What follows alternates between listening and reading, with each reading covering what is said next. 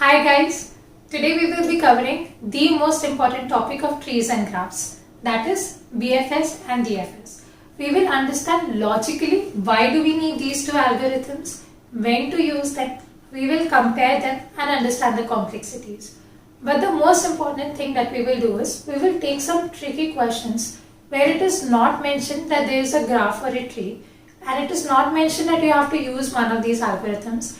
But you have to understand that okay, you can form a tree or a graph over here from say a string or a number, and this question can be an application of BFS or DFS.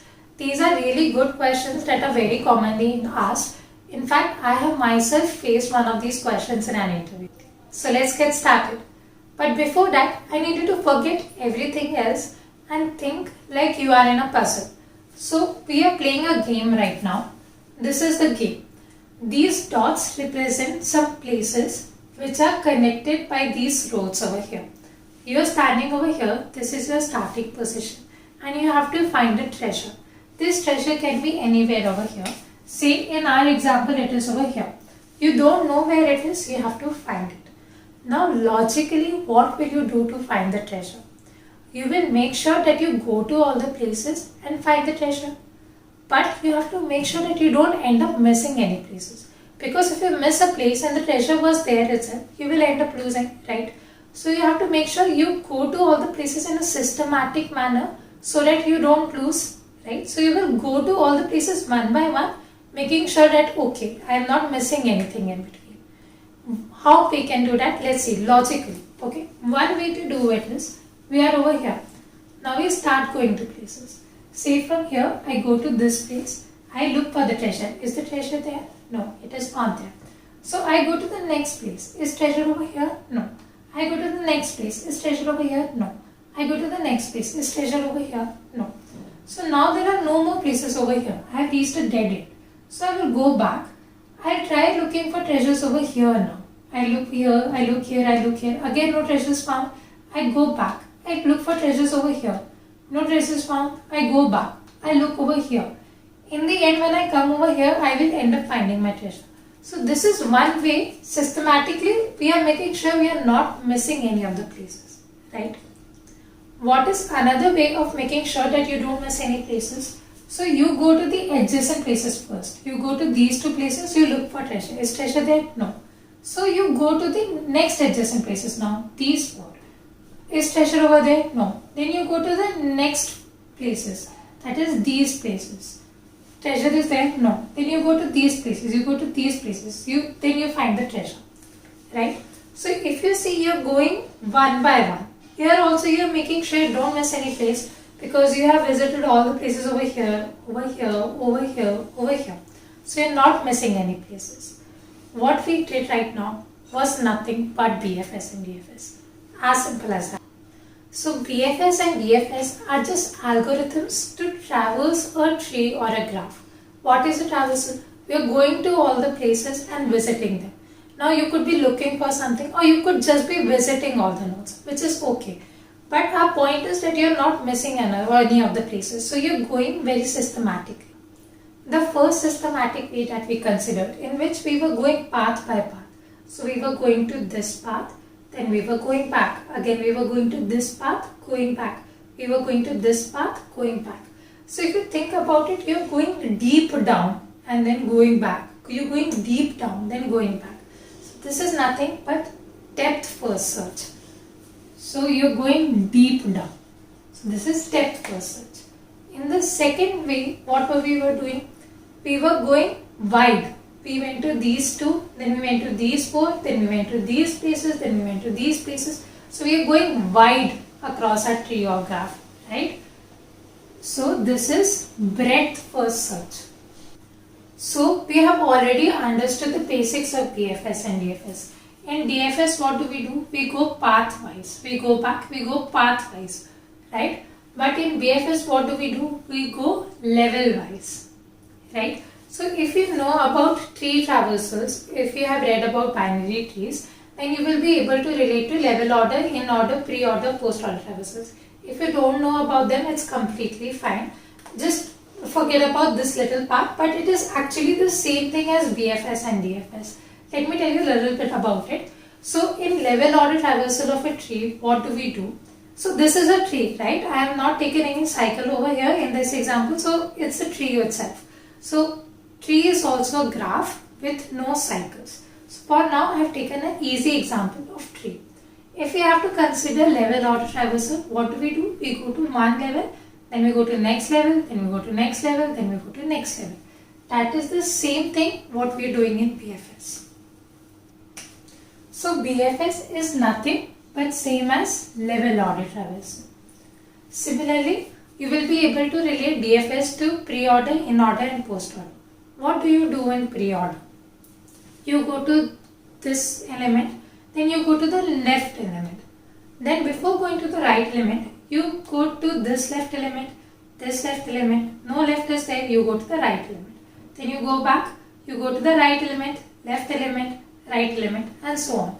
So if you know about pre-order, post-order, just traverse it and see. You will realize you are doing nothing but going path-wise. So we will go down this path, go back, go down this path and go back. That is nothing but DFS. So pre-order, post-order, in-order, these are just variations of each other. Pre-order is in the same order. Post-order and in-order is little bit different. You will first visit the left one, right one and then visit that element. In-order will be in the same sequence. But the point is that you can relate it to level order, pre, post, in-order. Now that we know the basics of BFS and DFS, one obvious question that must be coming to your mind is, which one is better? Because both are doing the same things. We are just traversing through all the nodes, right? This is actually a very common question asked in interviews as well. For this, let's take an example. So, if the target was over here, we had to reach this node, okay? Let's do BFS first. So, we come to this node, okay, this is not the target node. We come to this node, this is not the target node. We come to the next node. This is the target node. So, our third node itself that we visit is our target node in BFS, right? So, we found it in the third place itself. But if we do DFS, then what will we do? We will go to this node, this node, this node, this node, go back, this node, this node, this node, this node, this node, go back, again this node, this node, this node, this node. So am I saying that BFS is always better than DFS? Because in this case, BFS took only 3 nodes and DFS took so many nodes, right? But now let's take one more example. What if our target node was over here, right? Now in BFS, we will go to these 2 nodes, then these 4 nodes and then we will come to this. We will end up finding our target after visiting all of these nodes. But if we go through DFS, we will end up finding our node in the first path itself. That is first, second and third position itself, right? So now it is confusing, right? Which one is better, BFS or DFS? So the answer is that it depends on the question and the test case. There is no better BFS or DFS.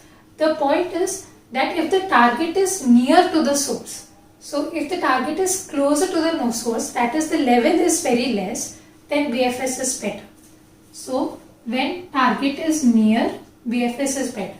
But when the target is really far, then DFS is better. Since BFS, DFS are traversal algorithms, when you're going through all the nodes, you're going to store the values in a data structure. Which data structure should be useful for BFS and DFS? Why do we use them and how do we use them? Let's discuss that. For now, I have named all of our nodes, A, B, C, D, E, F, G, H and so on. Okay, let's get started with DFS first. So what are we doing in DFS? Let's start with A node. So if I go to A node, after this I will go to the left node which is B, right? I go to the next node in the path which is C. I go to the next node in the path which is D. I go to the next node in the path which is E. Now there are no more nodes after this, right? So I have to go back because there is nothing to do over here, right? So I go back. So I go back. Now again D, there are no more nodes. So I go back again. Now from C there is F. So from here there is F. Then from here there is G. So if we keep on printing these nodes as we traverse them, okay, so we are printing A, B, C, D, E, F, G. Okay, so our output should be A, B, C, D, E, F, G. Suppose we are storing in a data structure like this. But if you notice, the nodes that were pushed last, so E and D were pushed last, we don't need these nodes anymore. So we can remove them. What we need now is C and the new nodes from C. After we are done visiting all the nodes that come from C, we will go back to B, right? And which is the data structure that we use, in which we have to pop up the last element that we entered. That is last in, first out, right? Last in, first out. If you are not understanding yet, it's completely fine. We will walk through and see it, okay? So last in, first out data structure is nothing but a stack. Okay, so let's walk through this again using a stack now. So I am in A, I push A and I print A. Okay, then I go to the next element, I push B and I print B. I go to the next element, I push C, I print C. I go to the next element, I push D and I print D. I go to the next element, I push E and I print E. Okay. Then from here, now there are no more nodes over here and we have already printed E. So we don't need it in our stack anymore. So what we are going to do is, we are going to pop it out. Why are we storing these values in a stack? Because there are still some more nodes left that are yet to be visited from there, right? Otherwise, how will we end up visiting F, G, H, I? We will have to go back this, right? We have to go back the path to start a new path. Right? If I am here, I have to go back here to go to the new path. Right? That is why I am doing last and first. Similarly, I don't need D now. So I go back and I pop this out. Right? Now what is the top of the stack? It is C. But C has more elements. So now I will push F and I will print F. Then I go to the next element. I will push G and I will print G. Now again G has no more connections left. So what are we going to do? We are going to pop this G now. We don't need it in our stack anymore.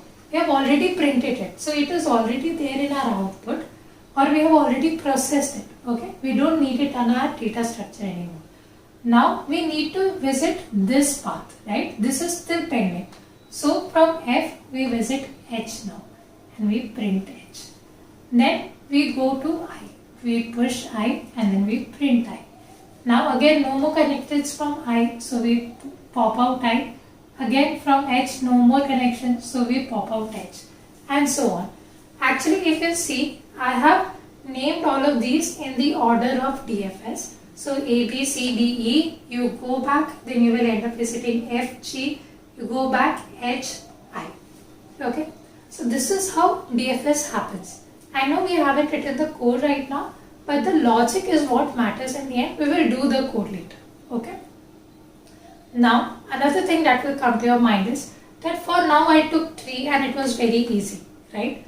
But what if there was a graph? Let's consider that also. If there was a connection over here, right? So there is a cycle. So this is no more a tree but a graph now. Can we use the same data structure and go again and again? Let's see. So now what will happen? I will push A, B, C, D, E. I will go back. I will go to F, G. I will go back. Now from F, I will again end up going to J. But this J, I will also come from B. So I will end up going to J two times. Once from F and once from B. But we don't want that, right? Why would we want to go to the same element again and again? That is wrong. We have to traverse through all the elements only once. That is what, right? See, if we were in puzzle, why will we try to find the treasure again and again in the same place? We won't do that, right? Similarly, in traversing, we have to traverse through all the elements only once. So when it's a graph and there is a cycle, this is a problem, that the same node will be visited again and again. And that is why, what do? We maintain a visited structure. So this sounds complex, otherwise this is nothing. All we are doing is, all these spaces we are just marking them visited or unvisited. So when I come over here, from F, when I will go to J, I will mark the J visited. So from the next time when I will come to J from B, I know that it has already been visited, it is marked visited, so I don't need to print it again. That is all. So I will process the elements that are unvisited. So the concept of storing whether a node has been visited or not is because there are cycles in graphs. So we have to avoid the same thing being visited again and again. So we say maintain a Boolean flag corresponding to all the nodes whether it has been visited or not. Again, to summarize, what are we doing in DFS? We are maintaining a stack structure to keep track of what all paths we have visited, and then we keep popping out the nodes as we know that okay, there are no more nodes to be visited. This is where we output, and we have to maintain a visited flag for each node so that we avoid visiting the same node again and again. So we are using stack for DFS. What about BFS? Let's see now. We will use the same example for BFS, and after this we will take one more complex example for both BFS and DFS and just see the output. Okay. So for this, if we are starting from A, if we were in puzzle, it's very simple to output, right? Because we just have to go level by level. In the next level, what all things are there? B and N. In next level, it is C, J, O, P. In the next level, it is D, F, K, Q, W, and so on. Okay, so we are just going level by level, right? But now, which data structure will be used to store this? Let's see. Now, how will we traverse actually? If I am on this node, what are the nodes connected to it? B and N. Okay, so I go to these two. But now, how will I go to this C? I have to go to this C from B, right? So I have to go back, then use this B, is it? We will see. But after this C, I have to again go to J, which is also from B. Okay, so from this B, I am going to C and J. And then O and P, I am going from this N. So O and P are children of this N actually. These are being visited after N is visited. And after this D is visited. So D is being visited from where? C. So if you see, we are visiting in the order in which we visited initially. Okay, if it's not clear, it's okay. Chill. So I visited A, then I visited the nodes connected to it, that is B and N. Which was the first node that I visited? B. From B, I visit C and J. From N, I visit O and P. From C, I visit D. Similarly, from C, I visit F. Right? And so on. So if we see, in this case we are using first in first out. Let me explain how. So first in first out data structure is nothing but a queue. So if we don't have the output, let's start from the beginning. Okay, right now queue is empty. I put A into it. Okay, first in first out means I am going to pop the element from here itself. We are going to insert from here, pop from here. So I visit A, I output A. What is the next node that I visit? B. Okay. But A has one more node to be visited, right? So I am going to all the adjacent elements first. In DFS, what we were going, we were going to the path first. In A, we go through all the adjacent elements. So this is actually known as exploring a node. When we go to all the adjacent elements of a node, it's called exploring a node. So from A, N is still there. So we go to N. That means we have explored A completely. There are no more nodes to be visited from A. So we pop A. Oh, A also output B and N as they come. Now when we pop out A, what is the head of the queue? That is the first element in the queue is B. Now we push the adjacent elements to B. That is C and J.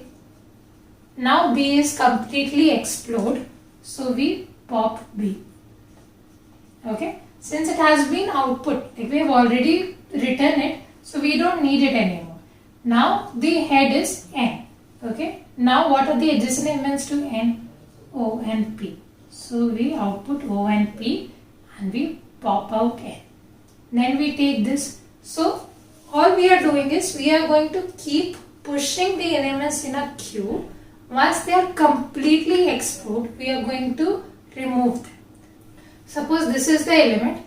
I go to the adjacent elements to it. That is, I explore this node completely. Then I go to the next one. Again, I go to all the adjacent nodes for B, for N, then for C, then for J, then for O, then for P. Okay. So this is how we are doing BFS. So the data structure we are using is a queue because we need first in first out over here. Again, what if it was a graph and not just a tree? What if this is connected? Again, this F now can be visited from C also, from J also. Because see, from C we will visit first, we will see, okay, F is being connected from C. Similarly, from J when we will come, we will end up visiting F again. So we don't want that, right? We don't want to visit the nodes again and again. So in BFS also we have to mark all the nodes whether they have been visited or not. So as you can see, we have taken a much more complex example now with multiple cycles. So this is a proper graph, right? So this will be little tough for you to understand. So we will output the BFS and DFS again for this. Okay. So we will output the DFS first. So suppose we start from A. Anything could have been the starting point. Okay. We start from A. We mark it visited. Okay. Then we have a stack over here where I push A. Right. For DFS we use stack. Right. So I have pushed A now. Now I will go to any of the adjacent elements. Say I go to B. It could have been D also, it doesn't matter. Okay. Now I push B and I mark this as visited and I output B. Now which all elements are adjacent to B? There is C, right? So I push it to stack and I output C and I mark it visited. Okay.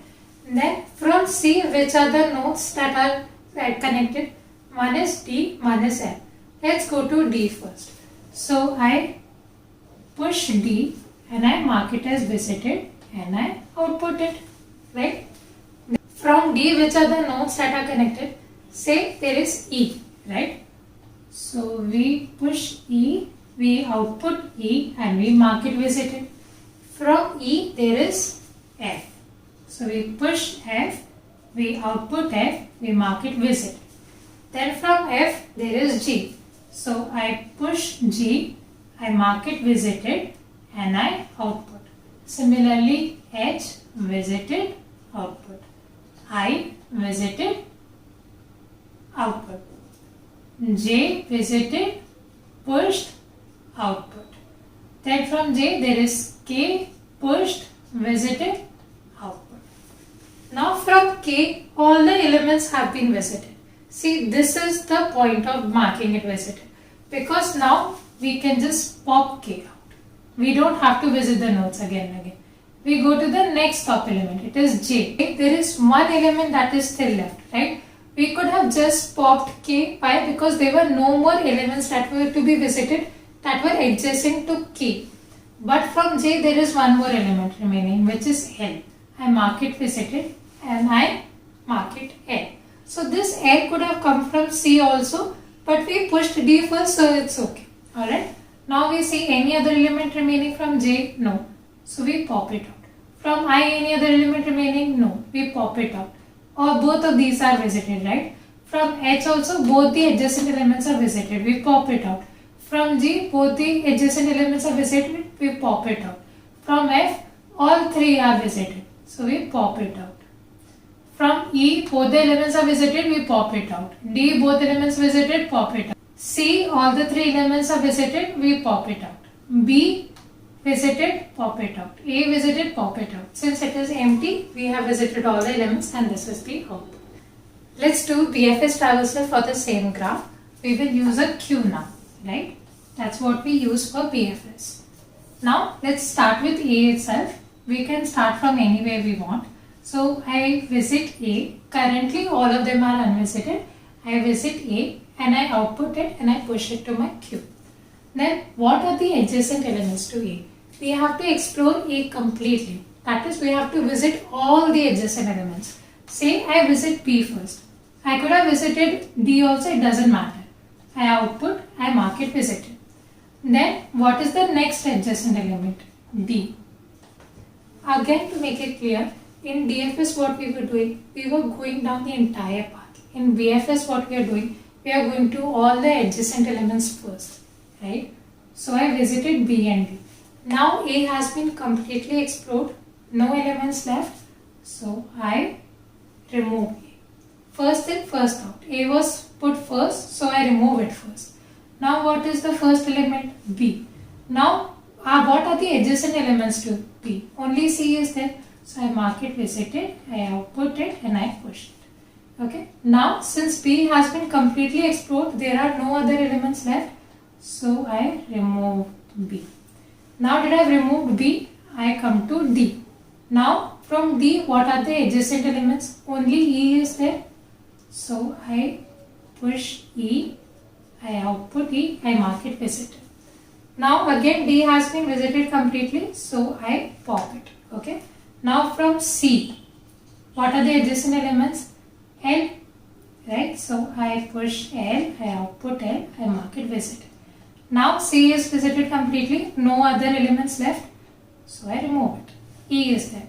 From E there is F. Okay. Now E is visited completely, so I remove E. Now I come to L, right? L has adjacent J, so I mark J, I mark it visited. I remove L, all the elements across L are now visited. L has been explored completely. I come to F now. Now F has two adjacent elements, G and K. I push them, G, K, one by one. Yeah. Now I come to the next element, F, right? I have pushed G and K and I pop it now because I have visited all the adjacent elements. I come to J, J has I remaining. Now see, we did not visit the K again because it has already been marked visited. So you are avoiding coming to the same nodes again and again because it has been marked visited. Okay, so we push I, we output I, we mark it visited. Now we remove J because all the elements visited. We go to G. From G there is H, mark it visited, push H. Then we remove G because completely visited. We come to K, K completely visited, so we remove it. I completely visited, we remove it. H completely visited, we remove it. So this is the order in which we traverse for DFS and BFS. I hope the logic and the way we traverse is clear to you now. Now that we have traversed this graph using both BFS and DFS, there is something I want you to notice. A major difference between the BFS and DFS. So I have marked two nodes over here, A and L. The question is to find the shortest path between them. What will you do? BFS or DFS? When you say shortest path, you have to find the number of connections between them. So what is the shortest path? One is this 1, 2, 3. One is this 1, 2 and 3. Right? But there are more paths possible. It is, I can go like this also. I can go like this also. Right? But what is the shortest path? It is of length L. Now if I do DFS, you can see from A I am visiting L in the end. But if I see from BFS, I am visiting L very soon. Why is that? Because from BFS we go level by level. So from A I first went to this level, to the right adjacent ones. Then I went to the next level. From here we went to the third level in which this and this is there. So we ended up finding F. So if we suppose kept the level with us, if we kept track of level, so if I keep marking over here, this is in first level, this is in second level, this is in third level, I know that the shortest distance is 3. But from DFS, how will I come to know that? I won't be able to come to know, right? So for finding the shortest path, we will use BFS. So for finding the shortest. But why is that we can't use DFS? If you think of it logically, because we are going depth wise, right? It is possible that I am going through a bigger circle and then coming to over here. When we go in BFS, we are making sure that we go level by level and I come to it for the first time itself. But in a graph, there can be a cycle and I can end up coming to a node much later through DFS. Now let's see an example where we should use DFS. Now that we have seen an example where we should use BFS, one is backtracking. So if you have heard of backtracking, there are a lot of puzzles related to backtracking, right? So if you think, what do we do in that?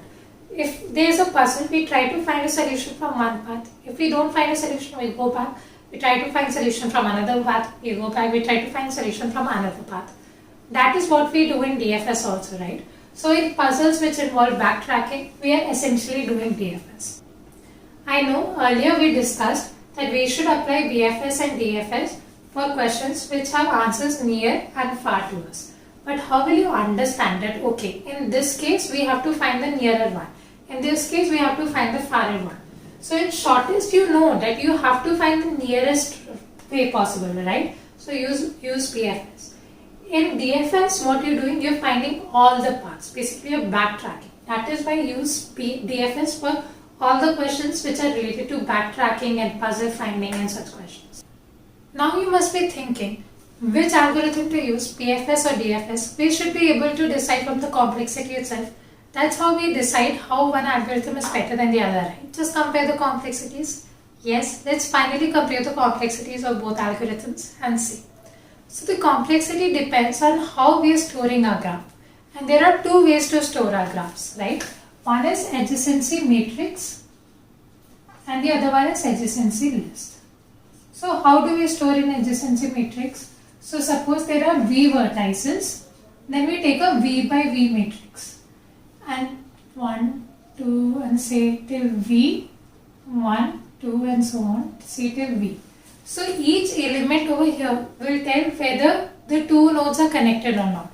Say, so for 2 and say 5th element, so the 2, 5, so this is matrix M, and 2, 5 denotes whether 2 is connected to 5, right? So it can be either a directed graph or a non-directed graph, right? So for both the cases, we can store in an adjacency matrix.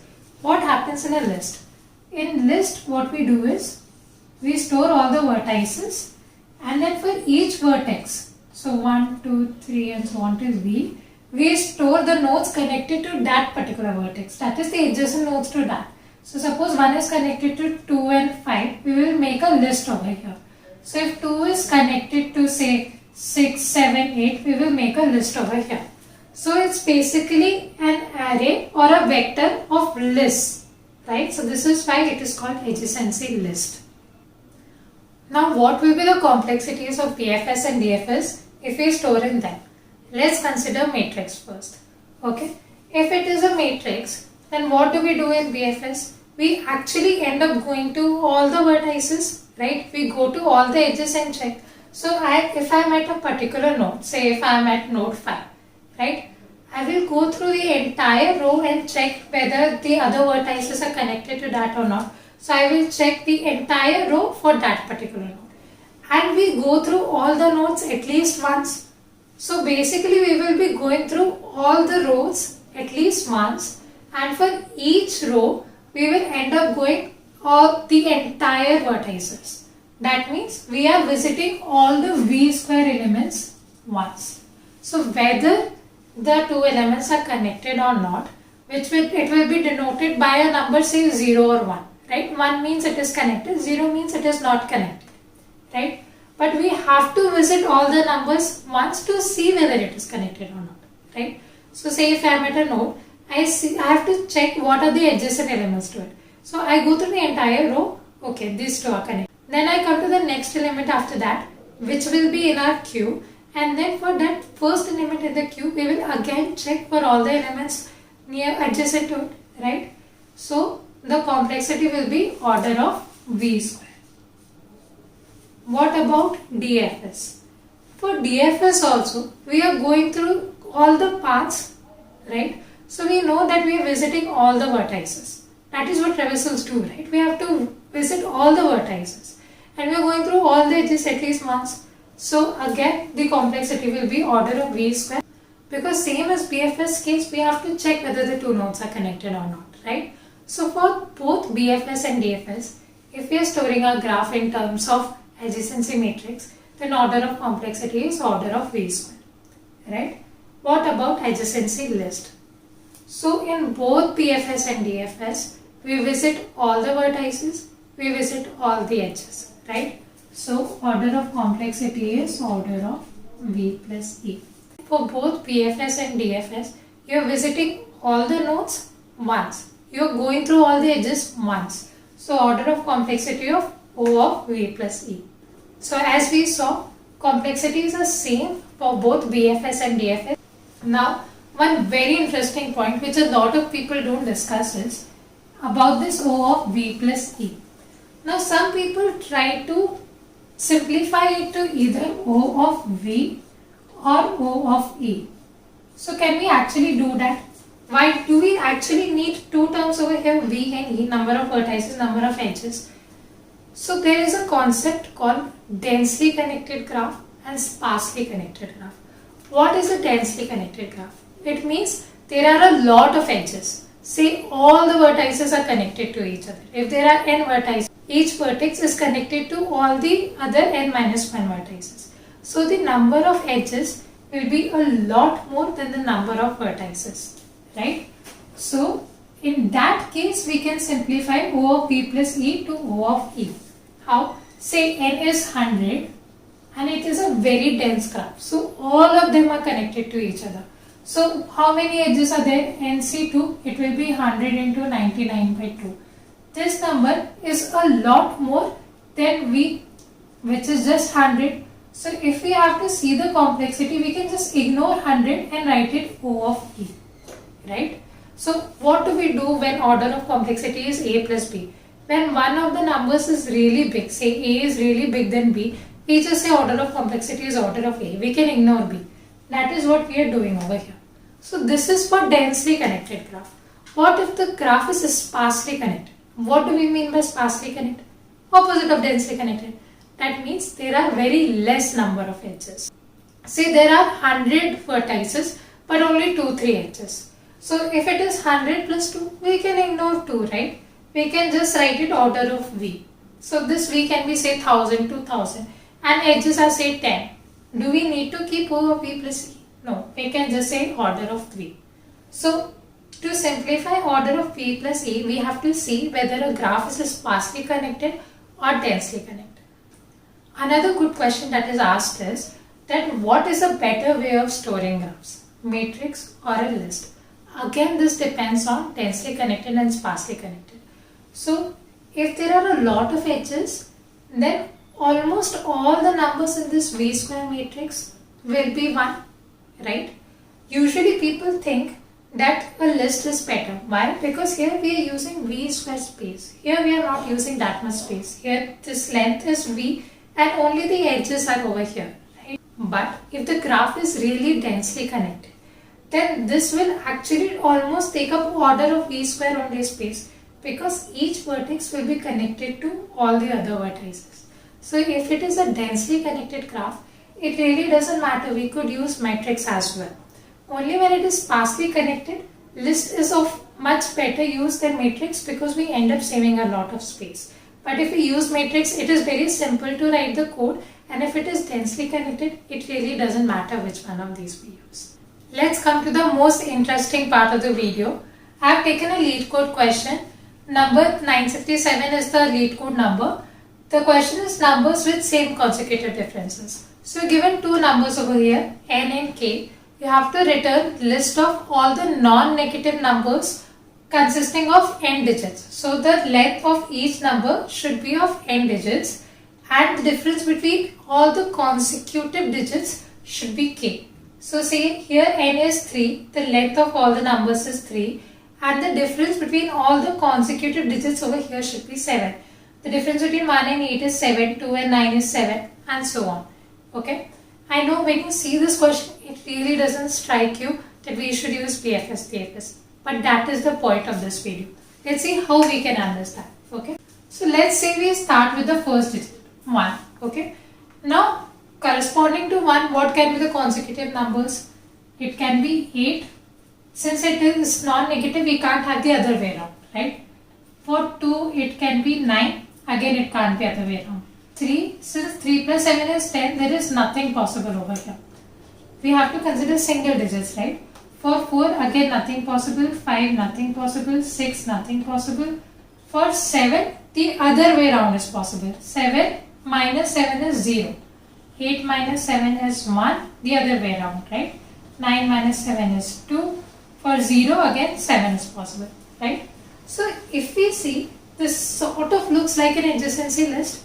So I know it doesn't strike you that we can use a graph, but when you can't think of any other solution, think of it like this. Can we form a graph from the states that we have? So we know that 1 always has to transition to 8. 2 always has to transition to 9.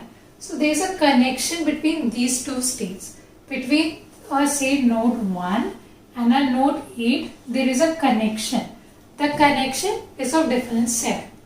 This is what connection means. So I will form a graph. So if I have all the numbers 1, 2, 3, 4, 5, I am just randomly adding 7, 9. So I know 1 is connected to 8. Now 2 is connected to 9.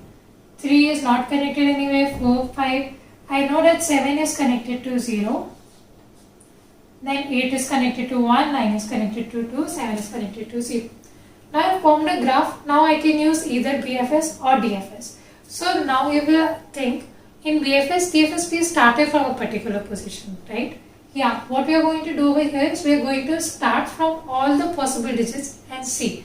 Because the numbers can start from any of the digits, right? Other than 0, because otherwise it won't be an n digit number then. So what you do, you take all of these digits as the starting digit and you do BFS, DFS considering this as the graph and you get the answer. Let's come to the final question, the word ladder problem. This is a very common question. I was asked this in my college interview. So you're given two words over here, tune and plea, and you're given a dictionary of words. So you can use these words to convert this word into this word, but there's a condition. So by converting each word to a next word, you can change only one letter. Like from tune, you can change letter T to P, it becomes spoon. From poon, you change O to I, it becomes point. And so on. You have to find the shortest length possible to get this. Now there will be a lot of ways possible. So if the dictionary is really huge, there might be multiple ways to convert one word to another word, right? But how do we find the shortest way possible? When you hear the word shortest, it should ring the bell of BFS. We have to use BFS and not DFS because DFS can lead to a longer path over here. Again, this is that kind of question where you will find it hard to understand that why are we forming a graph. But you think about it. As soon as it is given to you that you can change only one letter in a word, you are forming a connection between the two words. And the connection is the one letter difference.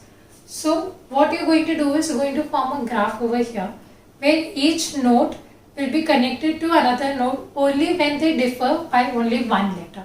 And then you will do BFS to find the shortest chain length. Now I know I have focused a lot on the concept and the logic and how you will form the graph and traverse through BFS and DFS, and I have not written code for both the questions as well as for both the algorithms. Now what I want you to do is let me know if you want me to make a video going through the code for both of these questions or algorithm or for both. There are already a lot of videos present for the algorithms. So let me know if you need them, only then I will make the video, or I will make videos for these kind of questions specifically. But I hope you have understood the major logic behind BFS, DFS and the differences between them. Let me know your comments, it will mean a lot to me, and please do like, share and subscribe. Thank you.